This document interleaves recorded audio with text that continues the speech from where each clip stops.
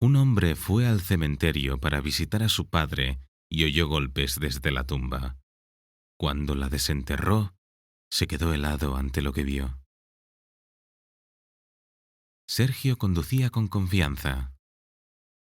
Pronto voy a ver mi pueblo natal. Hacía un año que no lo visitaba. Siempre estaba ocupado. Encima tenía problemas con su mujer. Natalia lo estaba engañando. Primero lo ocultaba. Luego le dijo abiertamente que había encontrado un hombre más rico y más exitoso. El tipo, dijo, tenía una casa campestre grande, un automóvil de alta gama, y Sergio, un contratista de construcción. Natalia se burló. Dice que contratista de construcción. A duras penas tienes un apartamento en crédito por décadas. ¿Y tu auto? Una lata vieja con motor. Sí, Sergio no era un gran empresario, solo un simple contratista de construcción, pero era un buen trabajador. Ganaba buen dinero. Todos le apreciaban mucho, todos menos su mujer. Por supuesto, Sergio se ofendió, pero recobró la compostura y le dijo a Natalia: «Estás en pleno derecho a tu libre desarrollo de la personalidad». Así que le señaló a Natalia la puerta y le pidió el divorcio. Ella intentó volver 2 meses después. Su exitoso amante la había dejado, pero Sergio ya no la necesitaba, ni la quería. No podía perdonar semejante traición, y no había nada más que les uniera. Afortunadamente no tuvieron hijos, así que Sergio siguió viviendo solo. Hace poco su empresa terminó otro proyecto y Sergio se tomó unas pequeñas vacaciones para poder visitar a su madre. Era la temporada de cosecha. Podría ayudarle con la huerta, especialmente con sacar la papa. Sergio incluso se compró una pala nueva, porque las herramientas de su madre eran viejas. Eran las de su padre. Las conservó incluso desde su muerte, hace 5 años, y no se ha comprado nada nuevo. Sergio sintió una picadura en el corazón al recordar a su padre. Sí, no habían podido salvar a su padre entonces. Aunque le habían diagnosticado la maldita enfermedad a tiempo y había recibido todo el tratamiento, no le había ayudado en nada. Los médicos dijeron que se trataba de un tipo de cáncer muy agresivo. El hombre lo pudo aguantar tan solo 3 meses. Sergio suspiró y decidió que antes de llegar al pueblo se desviaría hacia el bosque. Allí estaba el cementerio de su pueblo, donde yacía su padre. Primero le presentaría sus respetos a su tumba y luego iría a ver a su madre. Debía de estar esperándolo. Debía de hacer sus pasteles favoritos con carne y con papas. Sergio sonrió, recordando a su mamá. Sí, la extrañaba mucho. Bueno, irá después de ver la tumba de su papá. El viejo cementerio, rodeado de árboles, se erguía como una isla de silencio y paz.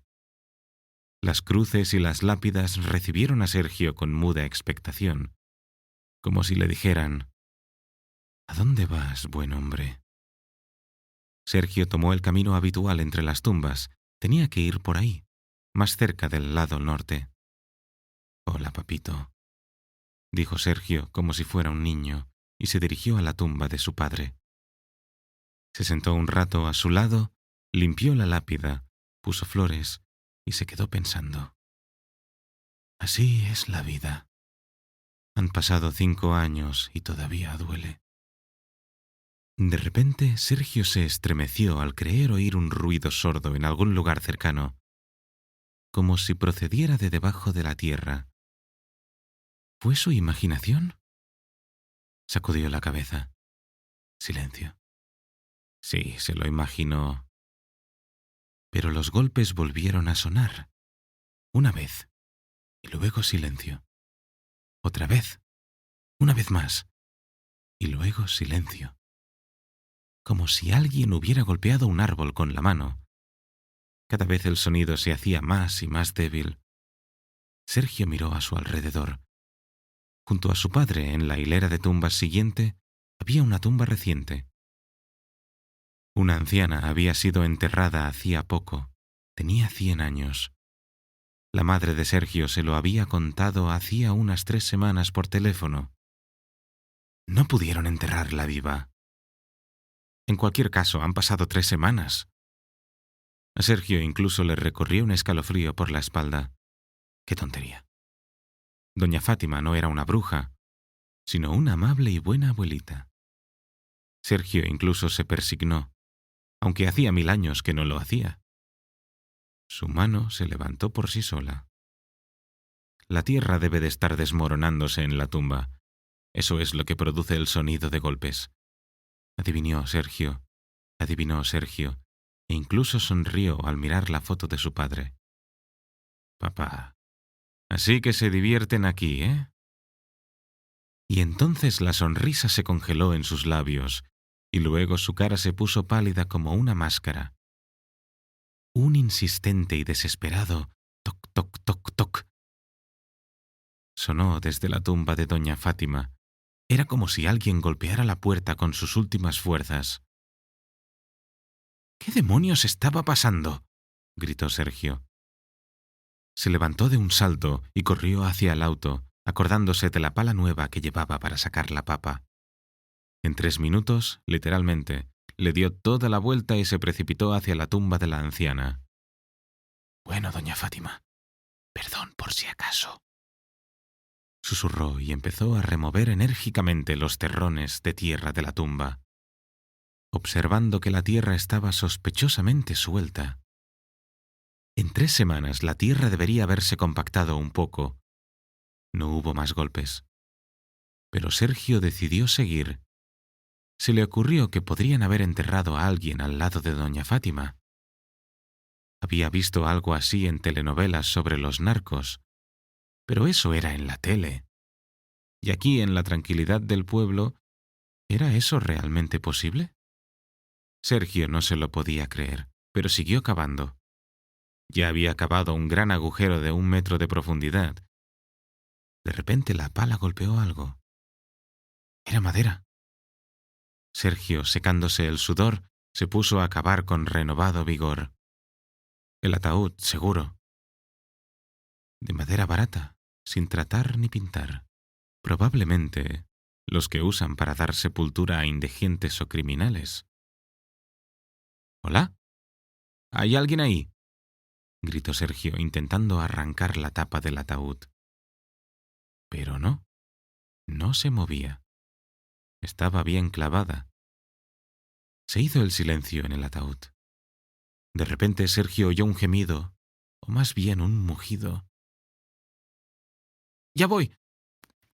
¡Aguanta un poco más!, Sergio gritó y corrió de nuevo al automóvil para coger una palanca. 1, 2... Finalmente, la tapa del ataúd se levantó, los clavos crujiendo desesperadamente. Sergio tiró de la tapa y la arrojó a un lado. Luego miró dentro del ataúd. Se quedó helado al ver lo que estaba dentro. En el ataúd yacía una mujer joven, el pelo revuelto, los arañazos por todo el cuerpo, la blusa desgarrada, la falda puesta por encima de las rodillas.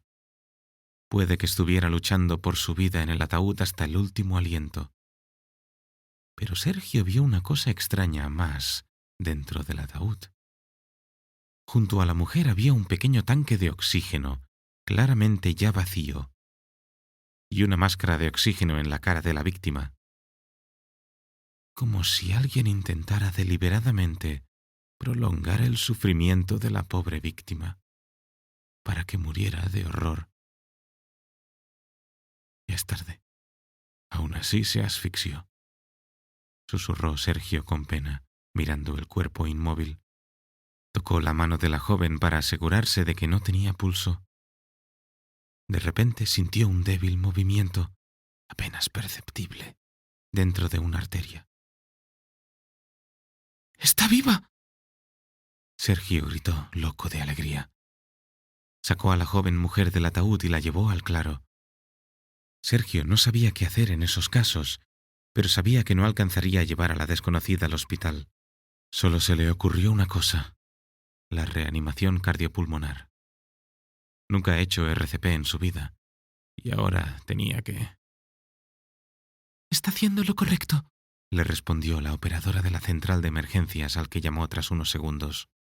«Siga así, le enviaré una ambulancia. No apague el teléfono, para que pueda dirigirnos directamente a usted. ¿Dónde dijo que estaba el cementerio?» Por supuesto, la operadora también estaba pasmada al oír que habían sacado a una persona viva de una tumba. Pero no había tiempo que perder. Debía actuar rápidamente. Así que enseguida despachó a sus colegas. Pronto llegó una ambulancia al cementerio. 2 hombres, un joven paramédico y un conductor de edad avanzada ya corrían hacia Sergio. «¿Respira?», gritó el paramédico mientras corría. «No lo sé», respondió Sergio. «Parece que tiene pulso, pero es débil, y su respiración también». El paramédico se inclinó sobre la chica y se quedó inmóvil durante un segundo. El conductor también se quedó helado. «¡Dios mío, es Olga Gutiérrez!», gritó el joven paramédico. «¿Cómo así?». «¡Hágalo ya!», gritó Sergio. «¡Se va a morir!». «José, trae una camilla de inmediato», ordenó el paramédico. «Ya voy, Jorge». El conductor asintió y corrió hacia la ambulancia. «Dios mío, será más fácil llevarla en los brazos», exclamó Sergio. Cogió a la chica en brazos y la llevó a la ambulancia. Acostó a la chica en el automóvil para que la atendiera el paramédico. «¿Vivirá?», preguntó Sergio. «No puedo decir nada», gruñó Jorge. «Está inconsciente, tenemos que ir al hospital inmediatamente». El conductor arrancó el motor. Sergio solo tuvo tiempo de preguntarle a quién había salvado. Resultó que era una joven médica general del hospital municipal. Llevaba 1 año trabajando allí. Había venido de la ciudad. La ambulancia se fue y Sergio se quedó esperando a la policía. Luego les hizo una declaración. Examinaron la escena y todos quedaron completamente perplejos. ¿A quién se le podía haber ocurrido semejante sadismo? ¿Meter a un ser humano vivo en un ataúd y además con un tanque de oxígeno? Aún no había respuestas. Sergio llegó a su casa por la noche. Doña Maritza, su madre, salió corriendo ansiosa. Su hijo había llamado, le había avisado de que se retrasaría en el cementerio local y le había explicado brevemente el motivo. Después de que el hijo y la madre intercambiaron los abrazos y Sergio se duchó, se sentaron a la mesa y comenzaron su conversación. En primer lugar, sobre los sucesos del cementerio. «¿Alguien quería matar a nuestra Olguita?», exclamó doña Maritza. «¿Quién se atrevería a hacer algo así? Todos los pacientes la adoran. Es una médica muy atenta. Aunque hubo un incidente, pero no tuvo nada que ver con Olguita». «¿De qué se trata?», preguntó Sergio. «Caray, ya sabes cómo es nuestra gente. A veces creen saber más que los médicos». Y contó una historia que todos los vecinos ya conocían al detalle. A principios de verano, una mujer, esposa de un importante empresario, vino a ver a la doctora Olga. Su nombre era Laura. Tenía fiebre, secreción nasal y tos. La doctora ordenó unos exámenes, tras los cuales quedó claro que se trataba de una infección respiratoria aguda. Nada grave. Olga le recetó medicación y le dijo que tenía que tomársela estrictamente y que se quedara reposada en su casa. Laura pareció estar de acuerdo y prometió seguir todas las recomendaciones. Pero 1 semana después, no volvió para la otra cita. Era ama de casa y no necesitaba la baja por enfermedad, así que Olga anotó en sus papeles que la paciente no se había presentado a la cita y se dedicó a sus otros pacientes. 2 semanas después, la citaron en casa de Laura. Olga la vio y se horrorizó. Tenía 40 grados de fiebre. Sudaba, respiraba con mucha dificultad, jadeando. La doctora se molestó y preguntó por qué no llamaron a una ambulancia.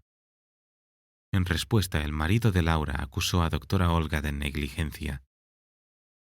Usted fue la que prescribió este tratamiento, así que mire lo que le ha hecho. Olga llamó a una ambulancia. Laura fue trasladada al hospital donde murió un día después de neumonía bilateral. Estaba demasiado grave. Enrique, el marido de Laura, exigió una investigación, afirmando que la médica se había equivocado desde el principio y no había detectado la neumonía. Pero cuando se le preguntó por qué había tardado tanto en volver a solicitar la cita, no hubo una respuesta clara. Pero entonces todo se resolvió. Resulta que Laura, tras la primera visita al hospital, se quedó un día en casa y a la mañana siguiente voló con su marido al mar, donde estuvieron bañándose y tomando el sol. Al principio Laura estaba bien, tenía un poco de tos y fiebre, pero de camino a casa se sintió peor. Cuando llegaron a su casa, Enrique solicitó una consulta médica en casa. Pensó que a su mujer no le pasaba nada grave, pero Laura murió. Enrique insistió y hubo una investigación, pero Olga fue declarada inocente y siguió trabajando. Enrique, por su parte, estaba muy enfadado porque no se castigaba a la doctora. Estaba seguro de que ella era culpable, pero luego pareció calmarse. Siguió trabajando en sus negocios, siendo una persona respetada en la zona. ¿Qué clase de negocios maneja?, preguntó Sergio después de escuchar toda la historia. Todos los negocios funerarios del distrito. Se encogió de hombros doña Maritza. ¿Negocios funerarios? Sergio enarcó las cejas. ¿Una extraña coincidencia? ¿Crees que fue él quien puso a Olga en la tumba?, la madre preguntó temerosa.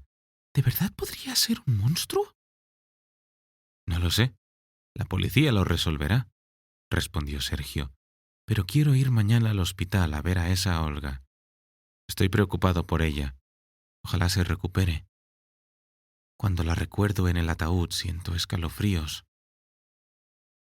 Oh, no me digas. Espero que la chica sobreviva. Es buena, es simpática y atenta. Y es una buena médica. Sí, ojalá Dios se recupere. Olga volvió en sí por la noche. Saltó sobre la cama aterrorizada. Tranquila, tranquila, cariño. Una enfermera se precipitó hacia ella. Olguita, tranquila, no pasa nada. Gracias a Dios volvió en sí. ¿Estoy viva? Olga susurró en voz baja y aspiró todo el aire que pudo. El aire era tan sabroso, por así decirlo. Claro que estás viva, le respondió entre lágrimas la enfermera. Cariño, ¿cuánto has sufrido? Un hombre te desenterró. Fue al cementerio para ver la tumba de su padre y oyó los golpes. Así que empezó a desenterrarte. Sí, lo recuerdo. Yo golpeaba. Y estaba oscuro, no había espacio. Yo seguía golpeando. Me di cuenta de que perdía fuerzas, no podía respirar. Tenía miedo. Olga se puso a llorar. La enfermera le acarició la cabeza maternalmente y ella misma se echó a llorar. Santísima Virgen, no permitas que nadie pase por algo así nunca más. Por la mañana vino el agente de la policía y Olga se lo contó todo. Después de que Olga fuera declarada inocente en el caso de Laura, pasaron unos 2 meses. No volvió a ver a Enrique hasta que una tarde se encontraron en una tienda. ¿Está viva?, le siseó en la cara. ¿Está feliz? Señor Enrique, usted sabe mejor que yo quiénes son los responsables de la muerte de su esposa, le respondió Olga. Ella y usted.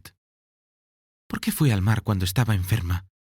Su organismo estaba debilitado, pero se expuso a un clima diferente, en un lugar lleno de gente. Así que el sistema inmunitario no lo soportó y falló. Todavía me pregunto cómo se las arregló para llegar a su casa estando enferma. Deberían haber ido al médico cuando estaban de vacaciones. ¿Es todo?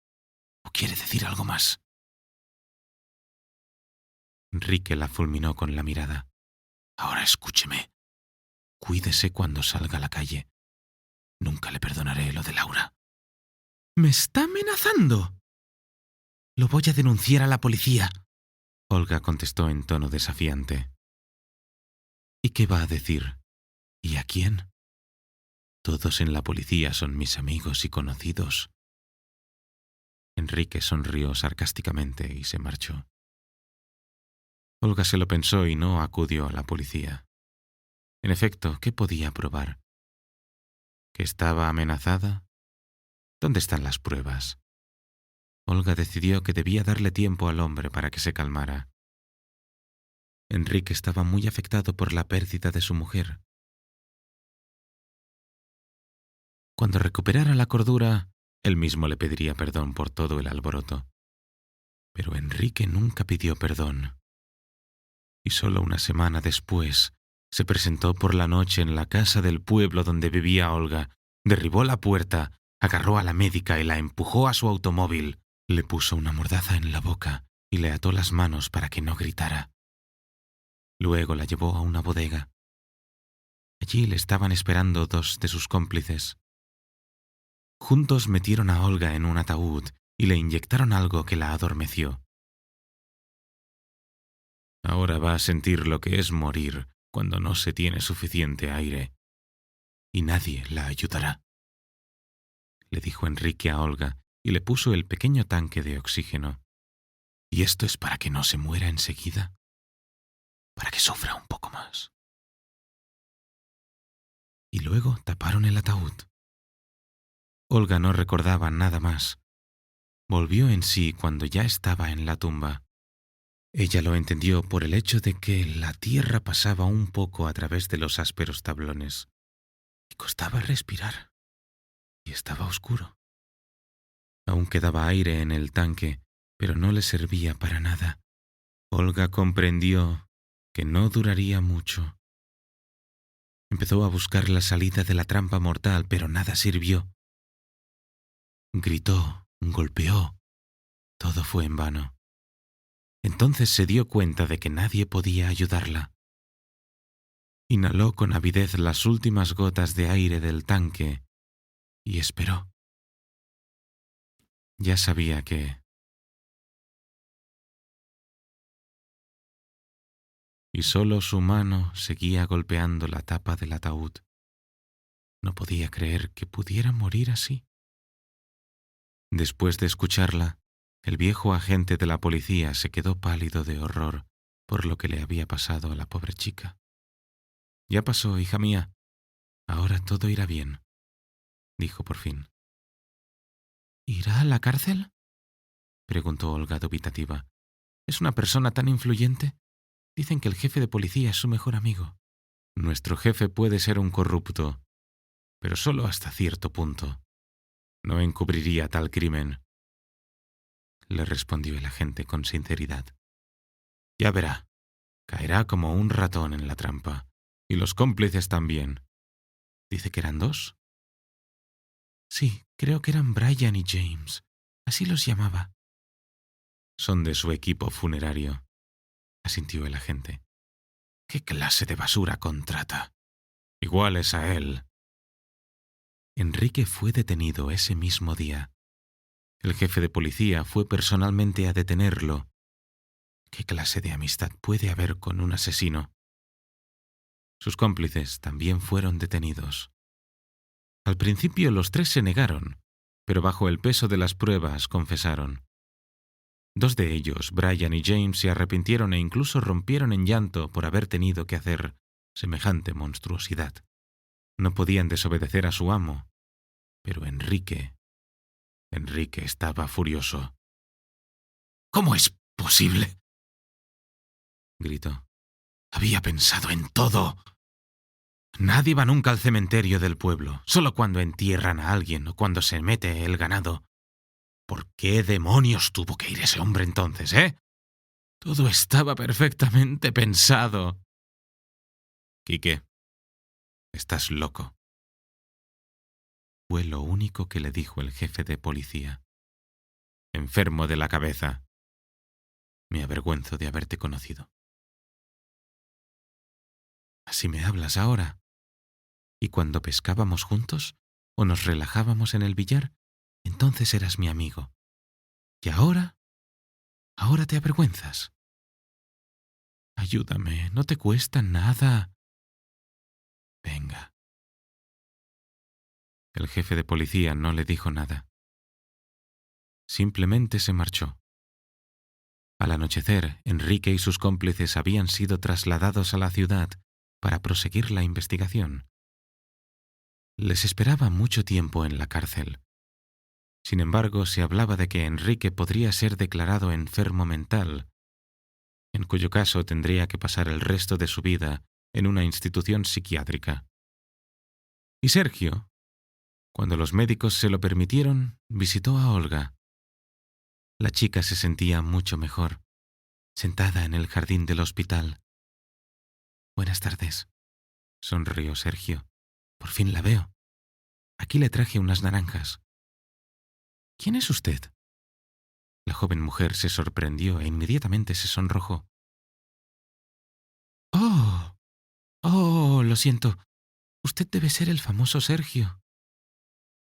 «Sí, soy yo», asintió el hombre. Ambos no dijeron nada más, sombríos por los recuerdos. «Le debo las gracias».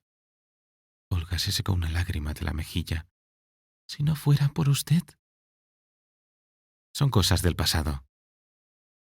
El hombre se sentó junto a ella en el banco y le tocó la mano. «Olvide todo esto, como si se tratase de un mal sueño». «Sí, sé que debería, pero aún no puedo», dijo Olga. «Todo se olvidará», Sergio le aseguró. «Vamos a dar un paseo. ¿Para qué sentarse?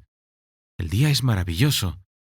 Le sonrió a Olga y ella le devolvió la sonrisa de repente.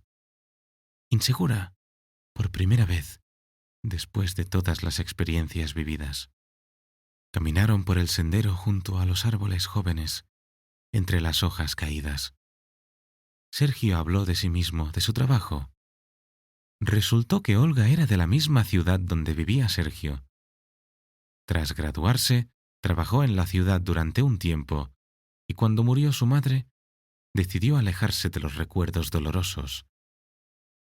Alquiló su apartamento y se fue a trabajar en los pueblos. Pensaba que la gente de allí era sencilla, sincera, pero resulta que no todos eran buenos.